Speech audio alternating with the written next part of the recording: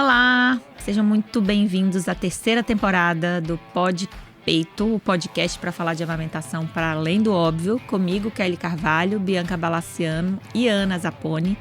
Você encontra esses episódios da terceira temporada e os da primeira e da segunda temporada no YouTube, no Spotify, e sigam a gente também no Instagram para ficar por dentro aí de todas as novidades dos episódios futuros.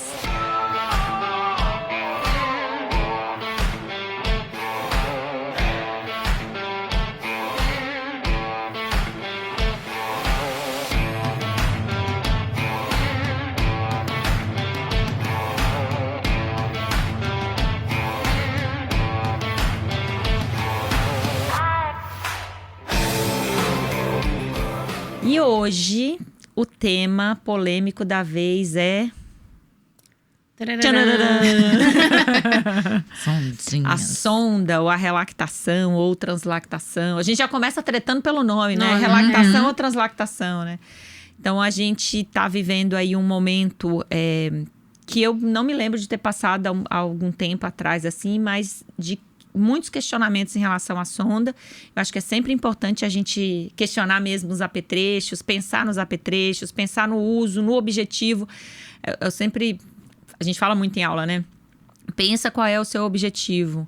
Tenha sempre um plano de ação almejando a amamentação, pensando sempre na amamentação. E às vezes a gente vai ter que usar aí alguns apetrechos, apesar de serem super mal falados, né, em outros lugares e na internet, a gente falando de internet, mas também a gente está num momento agora de muito questionamento em relação à sonda no peito, né? Então, para quem não sabe, a relactação ou translactação é uma técnica que a gente consegue complementar o bebê, oferecer complemento. Esse complemento pode ser leite humano ou fórmula, e esse complemento é oferecido diretamente no seio com a ajuda de uma sondinha, que é um apetrecho pequenininho, fininho, né, estreitinho, assim, bem com calibre bem fininho, para a gente dar um pouco mais de volume para o bebê. Sem comprometer ou sem aproximar esse bebê do desmame quando a gente fala de bicos artificiais, né? Mas como qualquer técnica tem prós e contras, e a gente precisa sempre pensar nos prós e contras e tal. Então eu queria ouvir vocês, assim, acho que primeiro ouvir na prática de vocês, onde vocês usam, quando que vocês decidem usar, assim, a sonda para relactação. Eu uso para diversos cenários. Então, por exemplo, semana passada mesmo fiz uma consultoria de amamentação no qual a paciente estava 10 dias sem dar o peito, porque a orientação que ela teve foi dar o complemento, o próprio leite ordenhado ou a fórmula na colher ou no copinho, para evitar a confusão de bico e fluxo. Eu falei, gente, mas 10 dias? O que aconteceu? A mama, flácida, mega flácida, com poucos dias de vida. Eu falei, vamos trazer esse bebê pro seio, porque esse bebê precisa amamentar. Então, em vez de usar esse complemento por copo ou colher dosadora, a estratégia foi colocar esse bebê para mamar com sondinha no peito, para ir se familiarizando, se acostumando e ter esse fluxo, que o bebê ficasse interessado em manter esse padrão de sucção, deglutição. Então, vira que, ao mesmo tempo que você está levando o bebê ao seio, nesse caso pela primeira vez, você está ofertando esse complemento prescrito pelo pediatra de uma forma que esteja estimulando essa mama enquanto ele está fazendo uso da complementação. Mas tem vários outros motivos, né? Então, mulheres que fizeram redução mamária, é uma forma de você estipular e orientar dela amamentar com translactação, relactação, esses nomes também a gente pode até falar a diferença de cada um deles e por que isso precisa. Mesma, exatamente. Né? A técnica em si é sonda no peito. É um recurso que muitas gostam. Algumas conseguem amamentar com o próprio leite ordenhado, muitas vai fazer a complementação com fórmula infantil, mas que não vai, por conta disso, não ter o bebê no peito. Então, eu tenho muitos pacientes que fazem redução de mama que a translactação possibilita que elas tenham essa amamentação de forma que elas desejavam por um longo prazo, de uma forma feliz e tranquila. Não necessariamente a translactação é algo que tenha que ser feito a longo prazo. Muitas vezes é uma coisa pontual que vai ser uma transição. Então, algo aconteceu que esse bebê precisa de uma complementação e enquanto não está estabelecido, você utiliza aquele recurso e depois fica no seio materno exclusivo. Então, não é uma situação específica em si, né? Não é assim, apenas mulheres que fizeram redução, né? Mamoplastia redutora que vão precisar fazer translactação. Baixa produção de leite também é uma questão que ajuda muito na translactação, bebês com uma dificuldade de manter um padrão, né, um reflexo de ejeção exacerbado, às vezes, exacerbado não, diminuído, ter aquela sondinha vai fazer com que ele fique mais tempo no seio. Então, eu particularmente, eu acho que o recurso translactação pode ser, às vezes, o grande divisor de águas de conseguir retornar à amamentação, ao aleitamento, e evitar justamente a confusão de bicos ou um desmame precoce. Eu gosto. Você, Bianca? Não, eu gosto também. Eu acho que assim, o melhor uso da sonda, na minha opinião, é quando a gente tem um bebê que consegue vir para o peito, porque também tem isso, né? Muitas pessoas sugerem o uso da sonda para um bebê que não consegue vir para o peito. E não faz o menor sentido. Muitas vezes são... Bebê que não acopla, né? Se o bebê não acopla, não consegue mamar, não faz sentido colocar uma sonda, porque não é isso que está atrapalhando ele, né? Mas o bebê consegue pegar, mas ele não se sente estimulado a ficar no seio, ou manter uma pega no seio, ou manter uma atividade boa por ausência ou diminuição de fluxo. Então, a gente consegue, na verdade, oferecer um volume extra através dessa sonda, que pode ser o leite da própria mãe, pode ser a fórmula, mas sem precisar ofertar um bico. Então, é um método que muitas vezes também traz uma certa... atende aos anseios das famílias também, que tem dificuldade com copinho ou colher, por exemplo, que é um clássico. E aí, nesse cenário, eu consigo usar a sonda para essas duas coisas, então, né? Tanto para oferecer o complemento sem precisar ofertar um bico artificial para o bebê e, ao mesmo tempo, para ajudar no estímulo, porque a sonda vai ser realmente, fora a compressão de mama, fora o uso de bomba de ordenha pós-mamada e tal, é o único recurso que a gente tem realmente para fazer com que a estimulação da mama aumente. Agora, tem um outro fator que precisa ser dito também, que às vezes é uma demanda da família, né? Às vezes a gente recebe pacientes que já estão fazendo uso da sonda também. Então, a gente precisa pontuar sempre para as pessoas quais são os possíveis benefícios, quais são os riscos, porque a gente sabe que, apesar de não ser um bico artificial, a sonda acaba representando um risco aumentado, porque ela faz um fluxo enorme, o bebê fica rapidamente habituado com esse fluxo, e aí a gente aumenta o risco de desmame, ou aumenta o risco do bebê não conseguir pegar esse seio sem o uso da sonda, né? Então, o uso, o que hoje mais me chama a atenção em relação ao uso da sonda é a maneira como a gente usa essa sonda, né? É evitar usar de forma muito precoce. Então, quer dizer, a gente tem visto as pessoas, isso, olham na internet, vê o vídeo de uma influenciadora e tal, começa a usar sem orientação e usar a mamada toda, usar sem discernimento e tal, porque a gente que é profissional sabe quais são os riscos envolvidos. Agora, eu realmente acho super importante esse tema, a gente trazer esse tema, porque acho que todo apetrecho, todo dispositivo de amamentação precisa ser visto à luz do contexto que ele está sendo usado. Nenhum é só bom ou só ruim. E eu acho que essa polêmica toda, assim, ela vem de um lugar que as pessoas acreditam que todo mundo vai ter, por exemplo, leite suficiente para alimentar um bebê de maneira exclusiva até 6 meses e prolongada até 2 anos, né? Para manter o bebê interessado, porque também tem isso, né? Não usa a sonda, né? A polêmica de se usar a sonda vem muito desse lugar que, assim, não, ninguém precisa de complemento, ninguém precisa de sonda. Sim. Basta querer, se a pessoa, né, se esforçar, ela é tão meritocracia isso, né? Inclusive na amamentação, né? Se ela se esforçar o suficiente. E, na verdade, assim, essa não é a minha realidade, por exemplo, né? Dentro do consultório hoje, trabalhando, e eu acho que eu gosto sempre de fazer uma diferença, né, de quando eu trabalhava em hospital e de quando eu fui trabalhar no consultório, né? No hospital, especialmente ali no alojamento conjunto, você tem um número muito menor de pessoas com problemas, se a gente considera o todo, com problemas reais, assim, de baixa... Problemas reais no sentido de que tem Que uma... não é Sim. uma percepção só. Que não é uma percepção só, do que no consultório, né? No consultório, 100% das pessoas que me procuram Sim. têm problema de amamentação. 100%. Então, assim, a hipoplasia não existe ou existe muito pouco. Adivinha quem procura uma consultora de amamentação, né? Então, não sei quem, eu acho que é você que fala, né, Bianca? Você se assustaria se você chegasse no consultório de um cardiologista e tivesse pessoas com problema de coração lá, né? Então, no consultório da consultora, quem chega é quem tem problema de amamentação, né?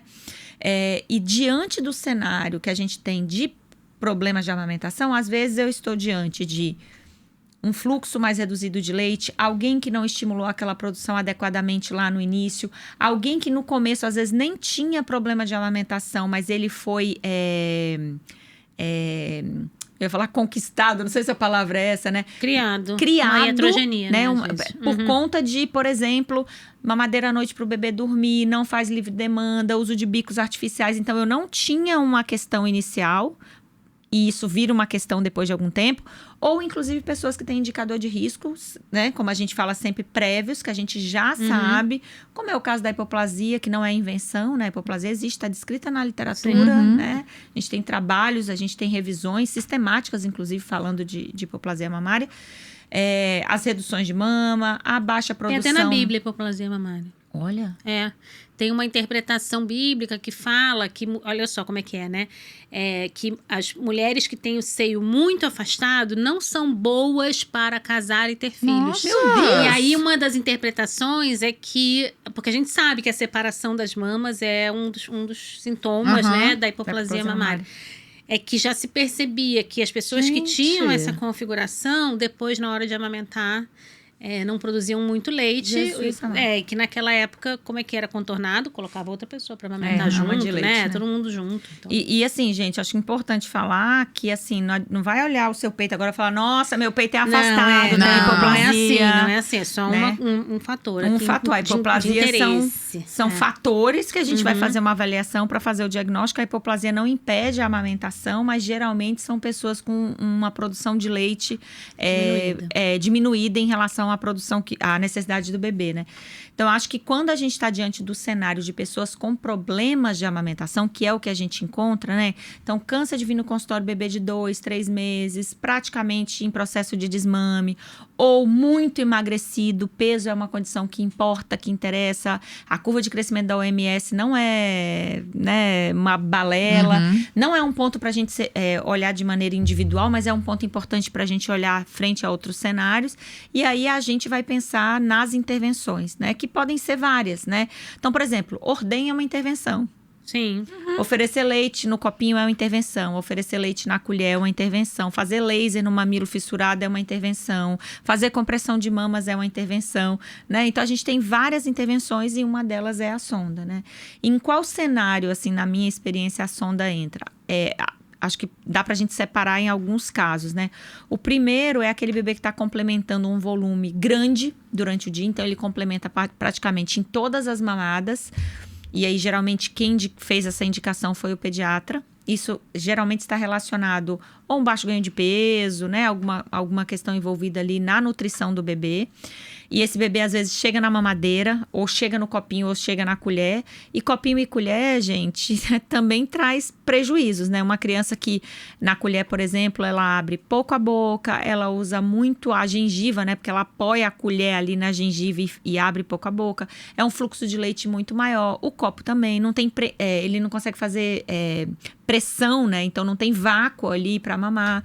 Então, isso também tem risco. E aí, às vezes, a gente vê um bebê que, especialmente, na minha opinião, é aquele bebê que vai pro peito e ele dorme, por exemplo, antes de mamar. A gente observa pouco reflexo de ejeção e é por isso que eu bato muito na tecla profissional que atende a amamentação e não sabe o que é um reflexo de ejeção ou não sabe avaliar um reflexo de ejeção, cara, volta para aula 1. Sim, né? E a verdade é que também, geralmente, os profissionais ou pessoas qualquer que estão emitindo opinião aí publicamente e que colocam os dispositivos nesse lugar de ou é bom ou é ruim, são pessoas também que não têm muita experiência em realizar atendimentos de amamentação, né? Não sei se isso é uma percepção de vocês também, porque quem uma coisa mais teórica, né? Exato, às vezes é uma pessoa que está publicando, ou que está estudando, ou que está começando, por exemplo, né? Porque quem já está há mais tempo, a sua percepção que você fala, por exemplo, né? De pessoas que acham que não existe a baixa produção de leite e tudo mais.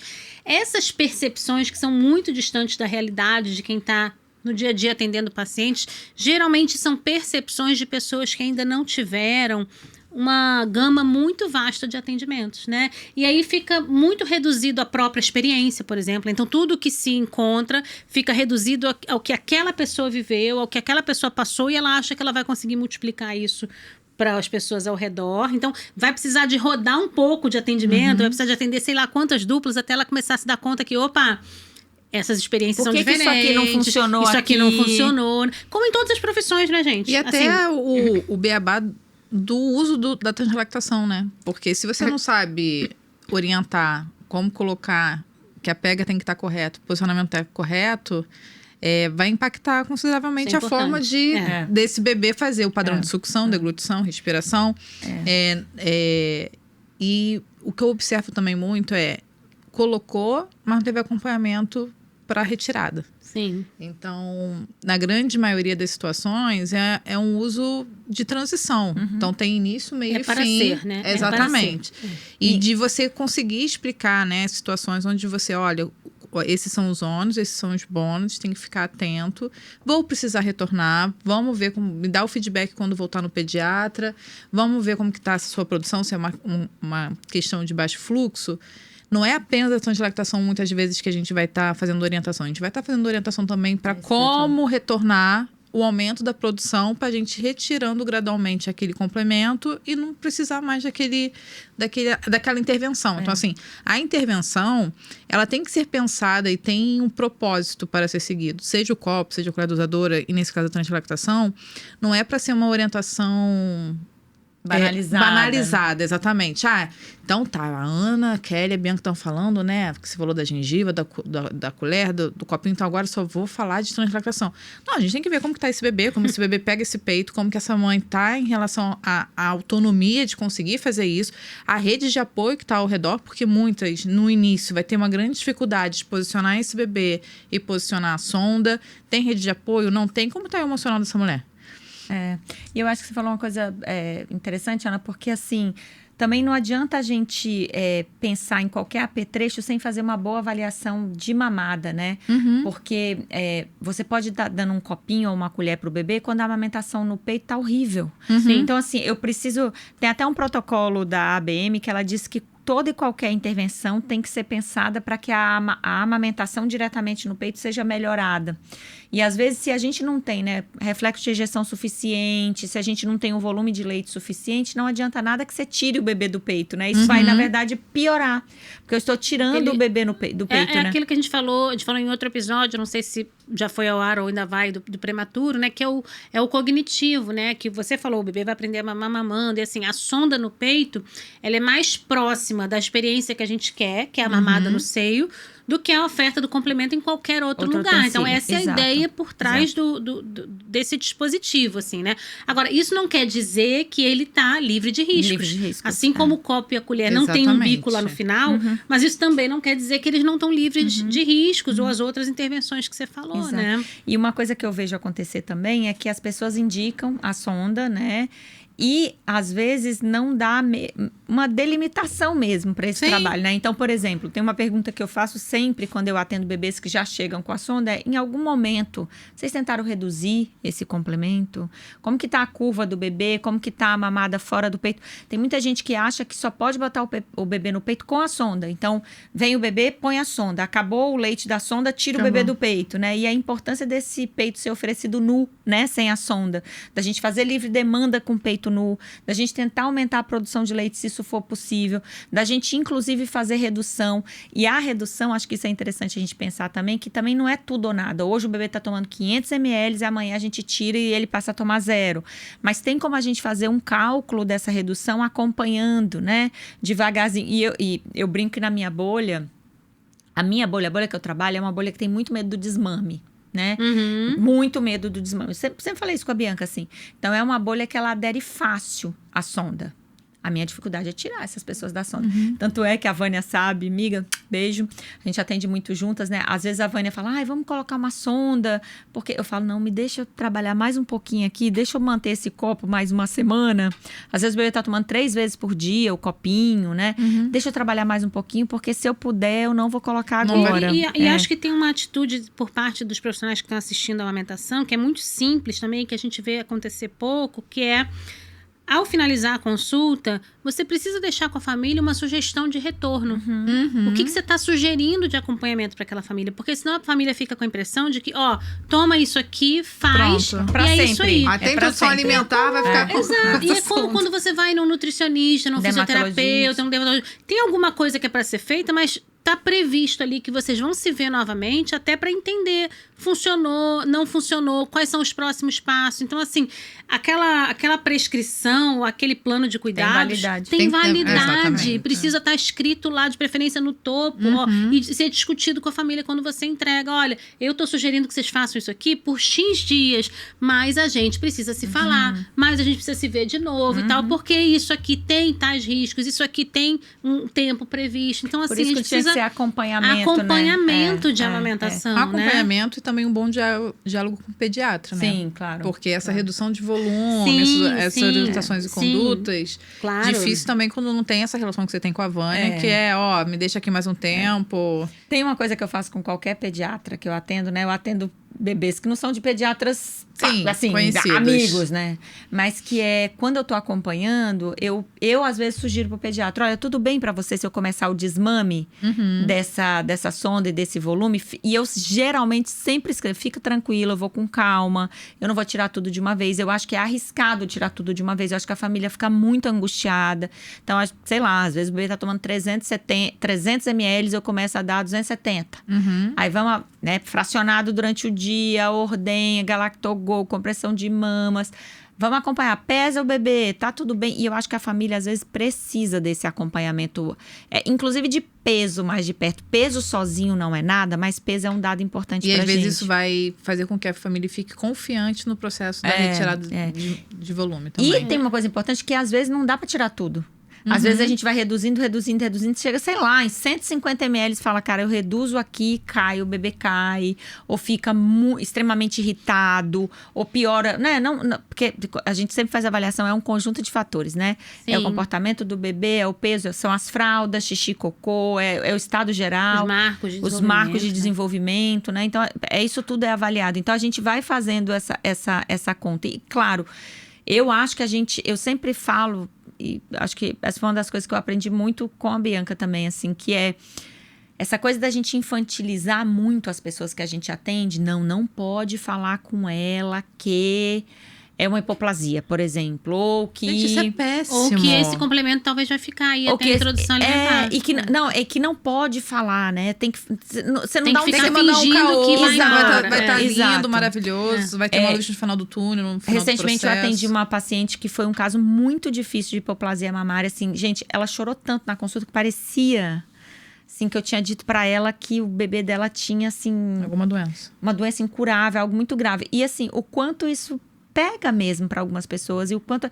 Mas, assim, sei lá, 2 meses depois, não dá pra gente ir levando isso sem que a pessoa tenha uma... Sim. Né, uma noção, assim, do que tá acontecendo. Até porque a gente precisa que essa pessoa entre com a gente no processo e decida com a gente. Porque ela poderia ter virado pra mim e falar, então, assim, eu não quero essa sonda. E a minha discussão agora é assim, a gente pode proteger sua amamentação. Isso não precisa ser igual desmame, né? Porque muitas vezes essa informação pega num período que, tipo, caraca, em nenhum momento, durante 9 meses de gestação, no retorno no obstetra, no pediatra, essa informação foi... E às vezes você é a terceira consultora, exatamente. Você é a terceira profissional. Sim, então, acho que dá, vou botar entre aspas, a má notícia, né? Dizer que aquele bebê não está sendo alimentado como deveria, né? Mas que cada gota de leite conta e tal. E aí parte sempre do pressuposto que assim, o leite fraco, aí vem aquela história, né? Porque leite fraco não existe, mas baixa produção de leite existe. Isso não é achismo. Sim. Isso está descrito, né, na literatura. E acho que a gente pensa mesmo, acho que foi super interessante o que você pontuou, Bianca. a ideia é retirar mesmo o complemento. Alguns bebês não vão retirar. Sim. E ainda assim é possível amamentar. E Sim. ainda assim é possível proteger a amamentação.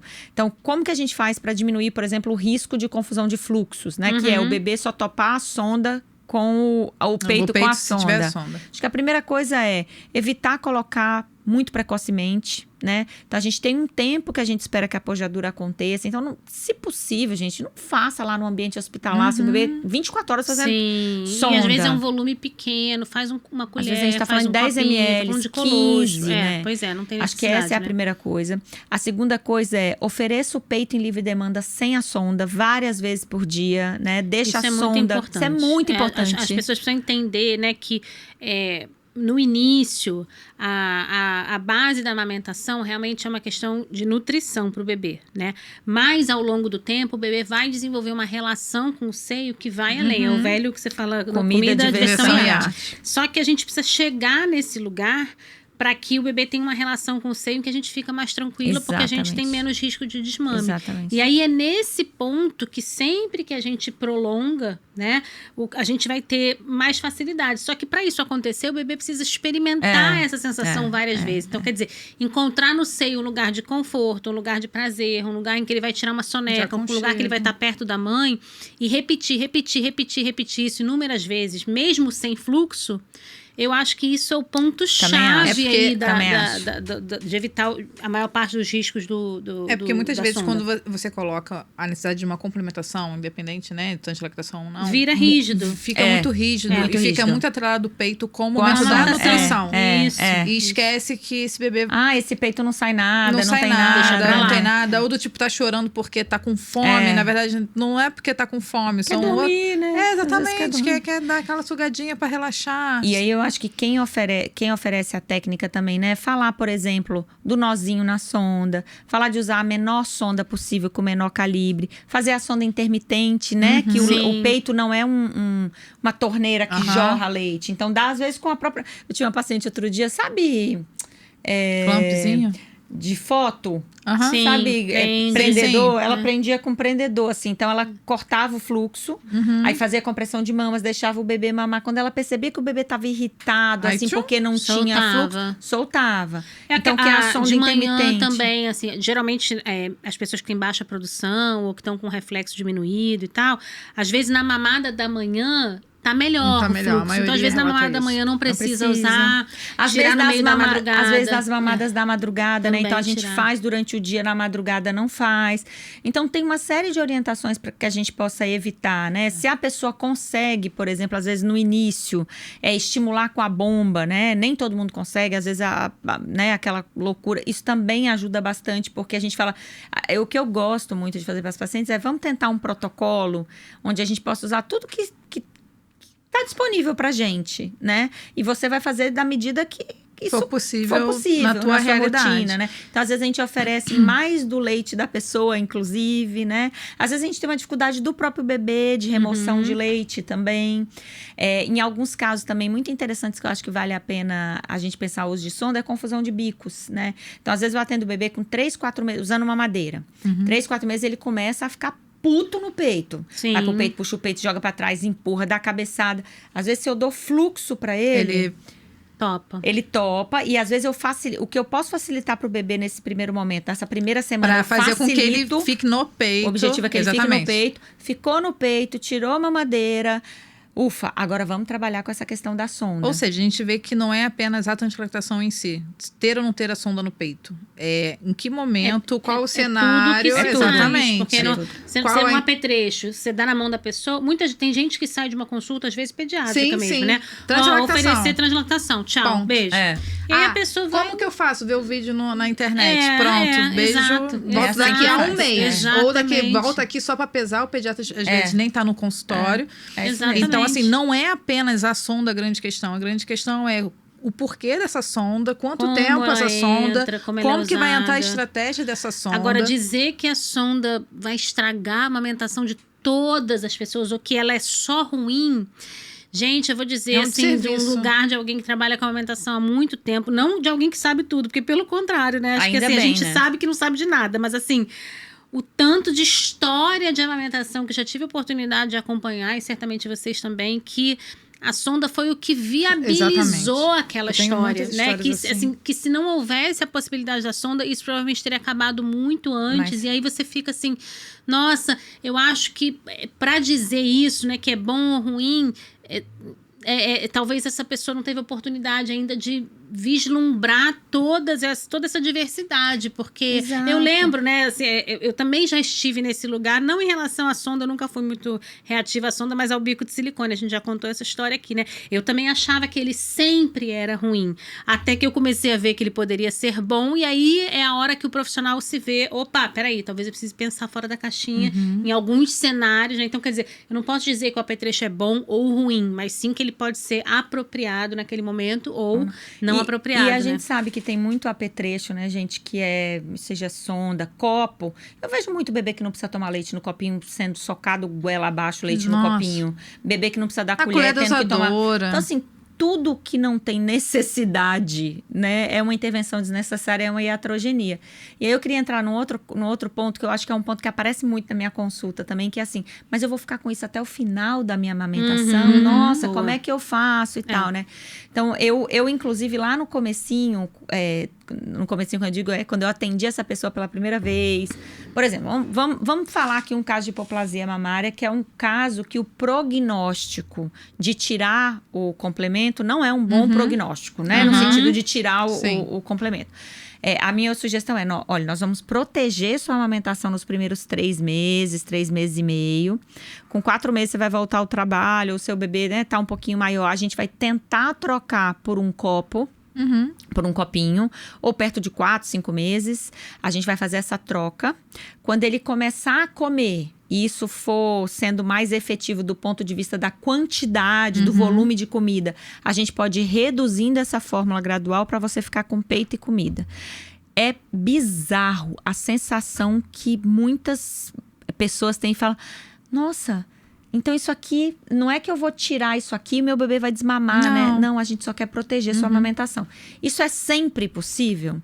Ó, vou falar na minha experiência, tá? Que não é evidência científica, mas na minha experiência. Na minha experiência, 99% dos casos, isso é uma coisa viável, assim, né? De novo, eu tô falando dentro de uma bolha que faz a relactação, né? Ela é muito investida na amamentação. Isso faz a diferença também. Muito. Assim, ela tá dentro de uma bolha que investe. Quanto a pessoa tá se comprometendo com aquilo. Ela é de uma bolha que investe, ela participa do grupo, o pediatra dela apoia. E ela pode também, né? Porque eu acho que a gente também tem que entender que isso é possível para ela, né? É possível para ela quer, ela acha pior pensar na possibilidade de uma mamadeira, por exemplo. Eu acho que isso é muito importante a gente separar. Mas geralmente quando eu dou isso, assim, essa coisa, e aí perto da volta ao trabalho, eu falo, vamos testar agora um copo. Às vezes vai até fazer a relactação quando você estiver com ele, mas quando você não estiver com o bebê, seja na escolinha, seja com a babá, com a avó, com a cuidadora, a gente vai dar o leite no copinho. Aos poucos a gente vai tirando esse complemento que fica com você, entra a comida, assim, e é incrível como isso funciona quando a gente faz uma proteção da amamentação. Mas você vê que também é um processo de acompanhamento. Sim. Então, assim, você atende um público que tá nessa assistência contínua, né? E assim, Ana, não são nem muitas consultas não, tá, gente? Assim, não, mas quando eu penso no acompanhamento, eu tô pensando muito assim, ó, a maior parte dos meus pacientes são pacientes que vão pro grupo de amamentação. Toda quinta-feira estão no grupo de amamentação. Toda quinta-feira eu tô falando de sonda, de complemento, a Renata tá falando de não sei o quê, a gente tá falando de esterogestação, a outra mãe tá falando, tirei a sonda essa semana, a outra tá falando, nossa, eu tinha muita dificuldade, aí eu colei um negócio assim, aí eu usei um negócio assim. Aí a outra dá dica. Aí a outra dá dica, aí a outra pega, juro, quando é online, elas pegam e falam, não, eu fiz esse negócio aqui, ó, aí eu vou mostrar pra vocês, aí bota a câmera. Eu acho que, de verdade, assim, eu acho que isso faz mais diferença dentro do contexto da pessoa que já passou em consulta, tá? Então, ela já passou em consulta, ela teve o acompanhamento individualizado dela, mas semanalmente, essa pessoa no grupo, pra mim, assim, é uma intervenção. Eu falo muito para as alunas, assim, né? Tô até super orgulhosa de um monte de aluna montando o grupo. Inclusive, né? Esse é um tema que tá bem quente agora, a coisa do grupo, assim. E eu falo, para mim, é a intervenção mais poderosa que existe em termos de amamentação, assim, sabe? Então, e claro, né? Aí essa pessoa vai chegando perto da... A gente tá lá, ela passa de novo, a gente faz uma intervenção. Vamos imaginar caso que não consegue tirar. Ela faz a consulta de amamentação e volta ao trabalho. Aí eu já começo, opa, ó, chegou a hora da gente treinar aqui um copinho, testar. Vamos aproveitar porque não fez confusão de fluxos. Só que a gente já trabalhou para essa criança não fazer a confusão de fluxos lá atrás. Né? Às vezes as mães passam comigo com uma criança com 8, 9 meses. Assim, Kelly, olha só, quase não tá aceitando mais a fórmula, mas tá comendo super bem. Opa, Olha vamos aí. conversar com o pediatra para ver se precisa mesmo dessa fórmula 3 vezes por dia. E a gente vai fazendo essa coisa. Ajuste, Mas né? eu acho que, no meu caso, eu tenho uma bolha de proteção, assim, em volta dessas pessoas, sabe? Que é o pavor que elas têm Desmamar. do desmame precoce, né? A maioria, e assim, a maioria já vem do pré-natal informada.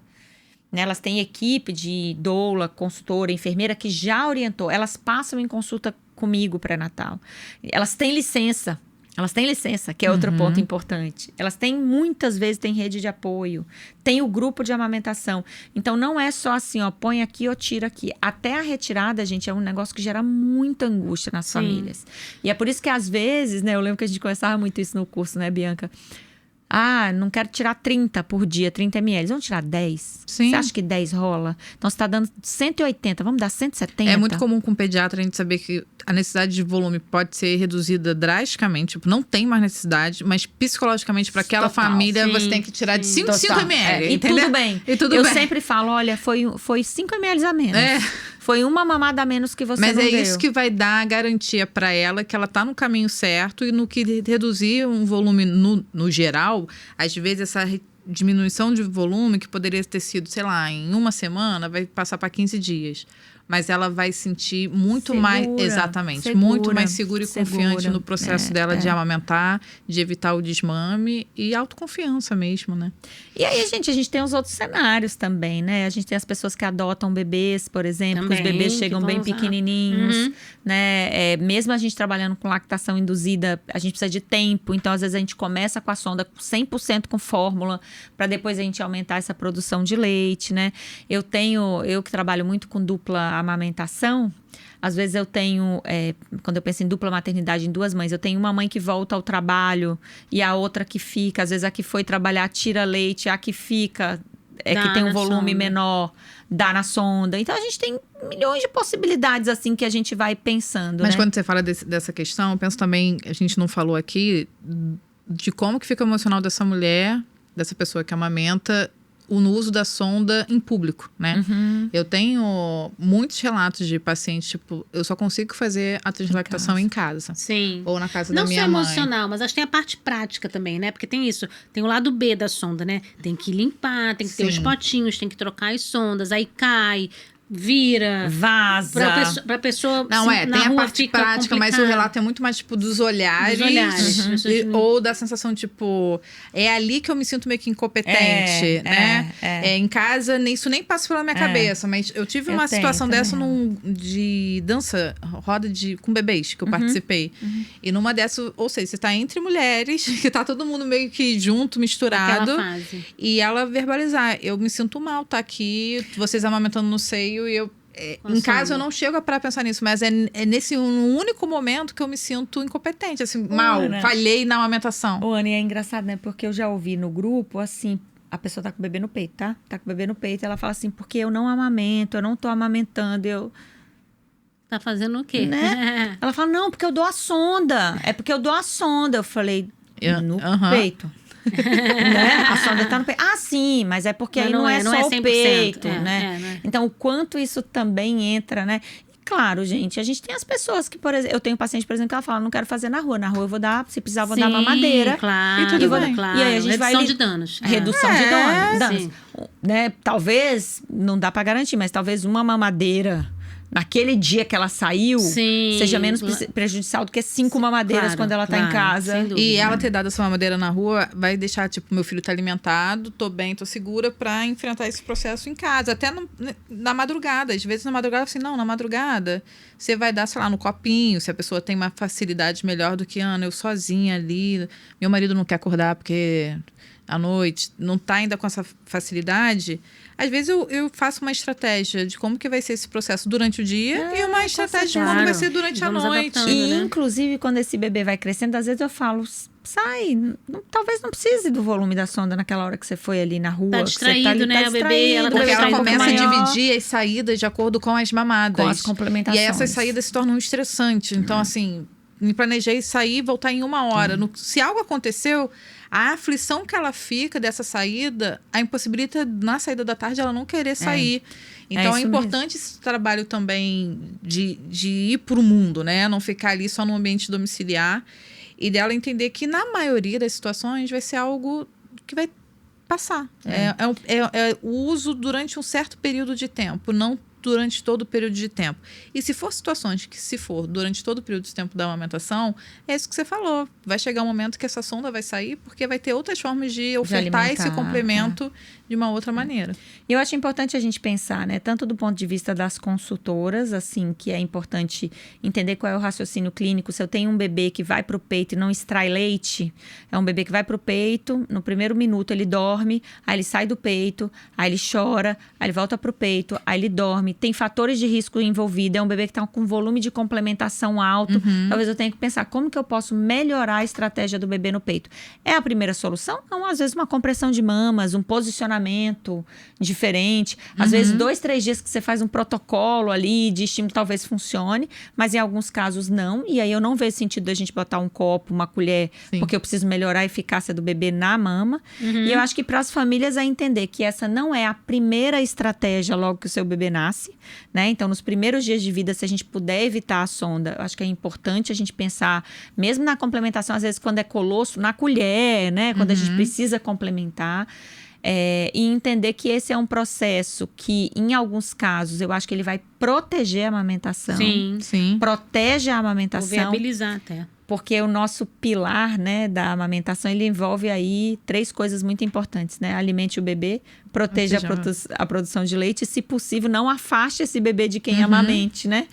De quem o amamenta, porque isso é importante também para a manutenção da produção. Mas essa coisa de demonização de toda e qualquer intervenção, eu acho que é uma coisa que, especialmente quem está na linha de frente, precisa tomar. E precisa tomar cuidado, porque a gente põe bebês em risco, né? Alimentar um bebê não pode ser opcional. Peito é diversão e arte, mas peito é comida também, né? Comida é diversão e arte. Eu acho que é importante a gente pensar nisso. Acho que finalizamos, né? Eu deixaria esse recado final para as famílias, assim. Procurem apoio profissional. Então, mesmo que você... já tenho a sonda, já tenho o potinho, já vi na internet como usa, mas não é sobre isso. É sobre contextualizar o uso disso aí. E segundo também, acho que eu acho importante, né? É igual andar de bicicleta. As primeiras vezes do uso da sonda é complicado, né? E depois... Mas evolui, fica mais fácil, vai pegando jeito. Porque eu recebo muitas vezes no consultório gente que precisa de ajuda de 2 pessoas para colocar, fica apavorada de fazer e tal. E geralmente a gente orienta, olha, deixa os dias passarem, vamos fazer mais vezes e tal. E aí, quase sempre é isso. Passaram-se 2, 3 dias. Já tá Bianca, tô craque, tá melhor, tá mais fácil. E igual andar de bicicleta. Certo? Certíssimo. Então, gente, chegamos ao fim de mais um episódio do Pode Peito. Beijos. Até a próxima.